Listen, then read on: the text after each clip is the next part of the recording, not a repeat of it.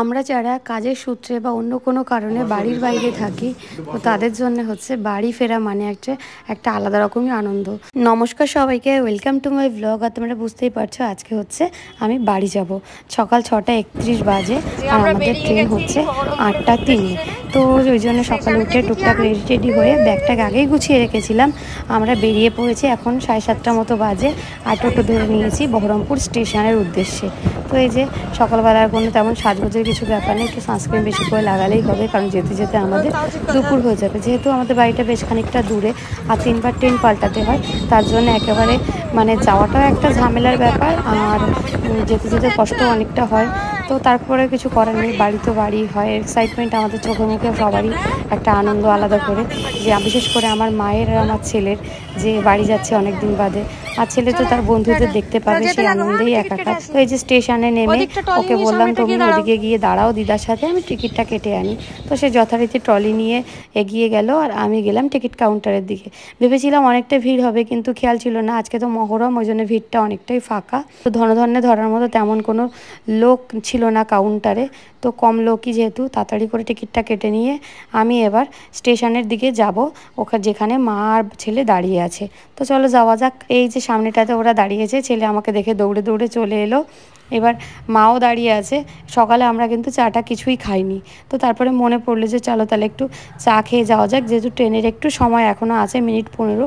সেই জন্যে ভাবলাম প্ল্যাটফর্মের বাইরের দিকটা থেকে কিছু চা আর যদি বাবুকে কিছু খাইয়ে নেওয়া যায়, কারণ ট্রেনে ওঠার পর তেমন কিছু পাওয়াও যাবে না, আরও খিদে পেয়ে যাবে অনেকটা রাস্তা। আর রানাঘাটে নেমে অতটা টাইম যদি না থাকে, সেই জন্যে আমরা একদম বাইরে আবার বেরিয়ে আসলাম। এসে এই বাইরেটাতে একটা চায়ের দোকানও ছিল আর একটা লুচি তরকারির দোকানও ছিল। তো প্রথমে চলে যাচ্ছি আমরা চায়ের দোকানের উদ্দেশ্যে। আর ছেলে আমার দেখেছো ট্রলি কিছুতেই হাতছাড়া করবে না, ওটা ওর আর ওটা ও নিজেই টানবে। তো ঠিক আছে, আমিও চাই ও নিজের কাজটা নিজেই করুক, এইভাবে করে আমার একটু হেল্প হবে আর ও শিখবে কীভাবে করতে হয় কাজটা। এই যে মা এই যে বিস্কিট নিয়ে নিল, তারপরে আমি ওখানে টাকা দিয়ে মাকে চা দিতে বলে আমি চলে গেছিলাম লুচি তরকারির দোকানে।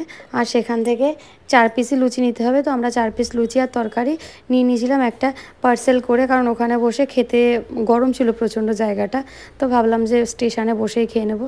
তো ছেলেকে যে এখানে বসে ও 2-4 বার কিন্তু খেলো, খাওয়ার পরে দেখলো লুচিটা আসলেই খুব শক্ত ছিল, ওর খেতে চাইলো না। তারপরে বাধ্য হয়ে আমিই খেলাম, আমার ইচ্ছে করছিল না, তাও খেতে হলো। আর দেখো লুচি টুচি খেয়ে আমরা একদম এবার যাব 2 নাম্বারের উদ্দেশ্যে, কারণ আমাদের ট্রেন 2 নাম্বারে। তো স্কেলেটারে বাবু আগে উঠে গেছে, আর ও অনেকদিন আগে থেকে এটা ওঠা শিখে গেছে, ধরতে হয় না। আমরা সাধারণত বহরমপুর থেকে যখন যাই বাড়ির দিকে, তখন আমরা বেশিরভাগ সময় বিকেলে যাই, কিন্তু আজকে যেহেতু মহরম এক কথা, তো সকালের দিকে ট্রেনটা একটু ফাঁকাই থাকবে। ধনধন্য ট্রেনটা একদিন বাদে একদিন থাকে বলে একটু ফাঁকা থাকে, তাই জন্য এই ট্রেনটাতে যাওয়া। তাহলে সারা দিনটাই মোটামুটি পাওয়া যাবে, দুপুরের মধ্যে আমরা বাড়িতে পৌঁছে যাব। আর তাছাড়া হচ্ছে এখন যেহেতু একটু বর্ষাকাল, সেজন্যে গরমটা একটু কম আর রোদের তাপটাও একটু কমই আছে। একদম গ্রীষ্মকাল এই সময় যেতে গেলেও একদম চোখ মুখ পুড়ে যায়, তো অতটা রোদের তাপ ছিল না। তারপর যথারীতি 8:05 নাগাদ ট্রেন ঢুকে গেছিলো আর আমরা উঠে গেছিলাম ট্রেনে। তো ট্রেনে ওঠার পর যেহেতু ভিড়টা কমে ছিল, আমরা ঠিকঠাক সিটও পেয়ে গেছিলাম। আর কিয়ান প্রথমে বসেছিল আমার পাশে, আর ওর দিদা বসেছিল উল্টো দিকে। তো ওঠার পরে দুষ্টুমি শুরু করে দিয়েছে।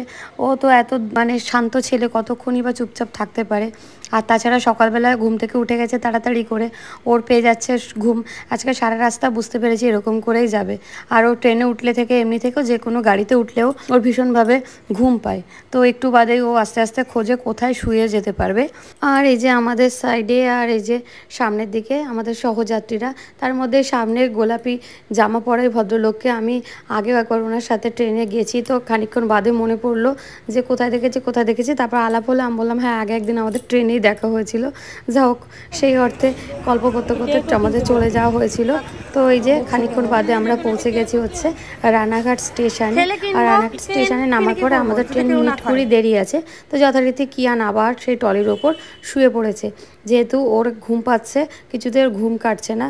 ওই ট্রেনে একটু ঘুমিয়েও পড়েছিল, কিন্তু সেটা অল্প সময়ের জন্য, কারণ আমাদের নামতে হবে, ওকে আবার উঠিয়ে দেওয়া হয়েছিল। আর সে ট্রলিটাকে এতক্ষণ ধরে বালিশ বানিয়েছিল, এবার বানিয়ে দিল খেলনা। তো এইসব করতে করতে কিছুটা সময় পাস হওয়ার পরে আমাদের কিন্তু 4 নম্বরের ট্রেনের অ্যানাউন্সমেন্ট হয়ে গেছিলো, এটা হচ্ছে রানাঘাট বনগাঁ লোকাল। তো আমরা সেই 4 নম্বরের উদ্দেশ্যে এবার তাড়াতাড়ি করে যাচ্ছি। বাকি সবাইও কিন্তু তাড়াতাড়ি করে যাচ্ছিল, যেহেতু এই ট্রেনটা বেশ খানিকক্ষণ পরে থাকে, একটা ট্রেন মিস করলে আরেকটা ট্রেন 1 ঘন্টা পড়ে, সেই জন্যে এই যে ট্রেনটা ঢুকে গেছে। এবার এই ট্রেনটা এই রুটটাতেই চলাফেরা করে, তাই জন্যে এর আর প্যাসেঞ্জার নামবে, তারপরে হচ্ছে আমরা উঠবো। যদিও খুব বেশি ভিড় ছিল না সকালের দিকটায়, তো প্যাসেঞ্জার নামার অপেক্ষা, তারপরে আমরা উঠে গেলাম। আর ওঠার পরে যখনই দেখলো কিয়ান আবার অনেকটা জায়গা ফাঁকা, সে অলরেডি তার জুতো খুলে ফেললো, আর জুতো খুলে ঠিক শুয়ে পড়লো আমার কোলের উপরে, যে এবার আবার সে ঘুমানোর চেষ্টা করছে, কারণ তাকে এখন ঘুমাতেই হবে যদি কোনোভাবে। কিন্তু ঘুম কি আর পায়, দুষ্টুমি করবে না ঘুমাবে, কি করবে সেটা নিজেই বুঝতে পারছে না। তো এই করছিল, আর আমিও একটু বাইরের দিকটা দেখতে দেখতে যাচ্ছিলাম। বেশ বর্ষাকালে গাছপালাগুলো সব সবুজ সবুজ, মাঠ সবুজ, তো ভালোই লাগছিল বাইরের দিকটা দেখতে দেখতে আমরা চলে যাচ্ছিলাম। আর যেহেতু অনেকটা রাস্তা চলে এসেছি, আর খুব বেশি নয়, এই দিক থেকে 40 মিনিট আর ওদিক থেকে আধা ঘন্টা, এই সব মিলে মোটামুটি ঘন্টা দেড়েক দুয়েকের মধ্যে আমরা বাড়ি পৌঁছে যাব। তার জন্য মনের মধ্যে একটা আলাদাই ভালো লাগা তৈরি হচ্ছিল। আসলে এত কষ্ট করে বাড়ি যাওয়ার তেমন কিছু উদ্দেশ্য নেই, শুধু অনেক দিন বাড়িতে না যাওয়ার জন্যই যাওয়া। আর আমার ছেলের খুব মজা হয়, বন্ধুদের সাথে খেলতে পারে, খোলামেলা জায়গা পায়, কারণ বহরমপুরে আমরা যেখানে থাকি ওই জায়গাটা একটু বেশি আটকা। তো এই দেখো এইবার ট্রেন আমরা বনগাঁ থেকে উঠে গেছি, চাঁদপাড়া ক্রস করছে, আর ওর আর হাসি আর গুনছে কয়টুকু স্টেশন, আর এরপরে মামা আর 2-3টে স্টেশন পরে আমরা নেমে যাব। আর পিছনে আমার মা কিন্তু অলরেডি ঘুমিয়ে পড়েছে, মা ভাবছে এই সুযোগে একটু ঘুমিয়ে যায়, ট্রেনটা এটাও ফাঁকা, তো তাই জন্যে। আর কিয়ান কিন্তু দেখছে মা চাঁদপাড়ায়, এরপরের স্টেশন ঠিক ওদের নিজেদের বাড়ি ঠাকুরনগর, মানে আমার শ্বশুর বাড়ি, আর তার 2টে স্টেশন পরেই হচ্ছে আমার বাপের বাড়ি। তো এখন আমরা যেহেতু আমার বাপের বাড়িতে যাব মসলন দুপুর, তো এইসবই আনন্দ করছিল। আর এবার ওর বাড়ি যাওয়ার বিশেষ আনন্দ হচ্ছে, ওর পিসি এসেছে জার্মান থেকে, আর দাদা এসেছে, তো তাদের সাথে দেখা করা। সেজন্য আমি মানে না গেলেও হতো, কিন্তু ওরই ব্যস্ততা, আমি কখন যাব কখন দাদার সাথে দেখা করব, সেই জন্যে তো আমরা নেমে গেছিলাম। নামার পরে এবার এই যে স্টেশনটা বেশ খানিকটা ভিড় থাকে, মসন্দপুরে প্রচুর লোক ওঠানামা করে। তারপরে আমরা কিন্তু বাড়ি যাওয়ার জন্য নিয়ে নিয়েছিলাম টোটো, তো টোটোতে উঠে পড়েছি। এই যে টোটোতে খুব বেশিক্ষণ না, কিন্তু আমাদের রাস্তাটা খুব খারাপ হয়ে গেছে, যার জন্য ওই মিনিট 10 বা 15 মিনিট মতো সময় নিয়েছিলাম যেতে। তো ফাইনালি আমরা কিয়ান এই যে দেখছে আস্তে আস্তে করে, মা যাচ্ছি, আরও এখন মোটামুটি চিনে গেছে মামাবাড়ির রাস্তাটা, যার জন্যে বুঝে ফেলে যে কতটুকু গেলাম, কোনটা গেলাম, কতটুকু কি ক্রস করলাম, তো সেগুলোই ও ল্যান্ডমার্কগুলো গুনতে যায়। আর এটা হচ্ছে আমার ছোটোবেলার স্কুল, তোমাদেরকে দেখিয়ে দিলাম, এই প্রাইমারি স্কুলে আমি পড়েছি, এটা শক্তিনগর প্রাইমারি স্কুল। তো তারপরেই নেমে গেছি এই যে মেন রাস্তা থেকে গলি রাস্তা দিয়ে আমাদের বাড়ি। আর ওই যে দূরে আমার বাবা সব ব্যাগ ট্যাগ নিয়ে যাচ্ছে, আর এটা হচ্ছে আমাদের হ্যাচারি, আমাদের মাছের চাষ হতো, আপাতত বন্ধ আছে, তো সেই হ্যাচারিটা এই যে। আর কিয়ান দেখো কি খুশি, নাচতে নাচতে যাচ্ছে মামা বাড়িতে। আর এই যে ঢুকেই ডান দিক থেকে আমাদের বাড়ি, আর এইগুলো হচ্ছে আমাদের গাছের কলা, 4 কাঁধি মতো কলা কাটা ছিল এখানটাতে, এগুলো সব পাকা কলা, কদিন বাদে পেকে যাবে, বাবা কেটে রেখেছে। আর এই যে পৌঁছে গেছে, ওটা আমার ভাইয়ের বউ, ও বেরিয়ে এসছে, আমরা যাব করে। তো চলো ঘরে ঢোকা যাক। তো এই যে আমার প্রায় মাস 2 পরে বাড়ি আসা হলো, তো আলাদাই ভালো লাগা। আর এই যে কিয়ান বসে গেছে তরমুজ খেতে, ওর দাদাই কেটে কেটে দিচ্ছে, আরও খাচ্ছে। আর ওর আবার কিন্তু এভাবে খোসা ছাড়িয়ে দিলে হবে না, খোসা সহ দিতে হবে, তো দিদা সেইভাবে করে দিচ্ছিল। তো এইসব করতে করতে ওর বন্ধুবান্ধব যাদের সাথে ওর আসল মনের টান, তারা সবাই এসে গেছে, যে এবার হবে শুরু খেলা। এবার খেলাই 3 দিন ধরে এটাই চলবে, তো খেলা শুরু হয়েও গেছে ওদের। যদিও এই ওর দাদাগুলো সব ওর থেকে অনেকটাই বড়, কিন্তু ও ভুলে যায় যে ওরা ওর থেকে বড়, ওভাবে ওরা সবাই ওর বন্ধু আর ওরই বয়সী মনে হয়। তো ওই জন্যেই ওইভাবে করেই খেলা করে, মজা করে, আনন্দ করে, কিন্তু ওরা এতটাই ভালোবাসে, ওরাও কিছু বলে না।